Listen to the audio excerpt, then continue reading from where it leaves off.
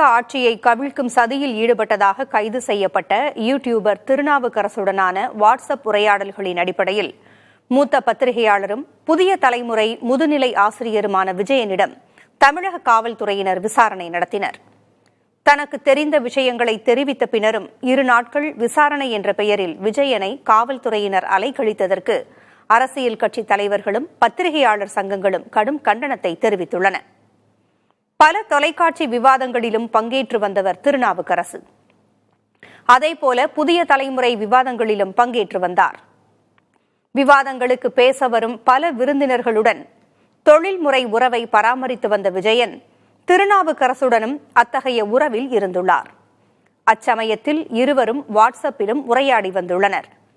இத்தகு சூழலில்தான் தாவேகாவை சேர்ந்த சட்டமன்ற உறுப்பினர் இளையராஜா அளித்த புகாரின் அடிப்படையில் திருநாவுக்கரசு கைது செய்யப்பட்டார். இது நடந்து 2 வாரங்களான நிலையில் விஜயனை விசாரணைக்கு வருமாறு ஜூலை 15 அன்று சம்மன் அனுப்பினர் காவல்துறையினர். இதன் தொடர்ச்சியாக அன்றைய தினமே காவல்துறையினரை சந்தித்த விஜயன் அவர்கள் கேட்ட எல்லா கேள்விகளுக்கும் பதிலளித்ததோடு தன்னுடைய செல்பேசி உரையாடல்களையும் காட்டி வீடு திரும்பினார்.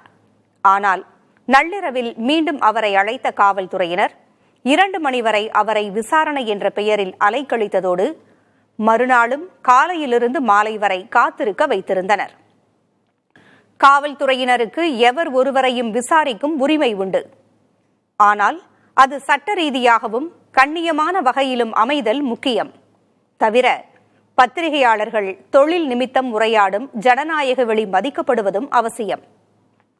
ஆட்சேபகரமான வகையில் குறுந்தகவல் அனுப்பி குற்றச்சதியின் போது தொடர்ச்சியாக தொடர்பில் இருந்துள்ளார் என்று இந்த சம்பவம் தொடர்பாக காவல்துறை வெளியிட்டிருக்கும் செய்திக்குறிப்பானது காவல்துறையினரின் அணுகுமுறை சார்ந்த தீவிரமான கவனத்தை கோருகிறது. இந்த தகவல் வெளியே தெரிய ஆரம்பித்ததும் பல்வேறு அரசியல் கட்சி தலைவர்களும் பத்திரிகையாளர் சங்கங்களும் தமிழக காவல்துறைக்கு கடும் கண்டனங்களை தெரிவிக்கலாயினர். சமூக வலைதளங்களிலும் விஜயனிடம் நடத்தப்பட்ட விசாரணை தீவிர விவாத பொருளாகியுள்ளது.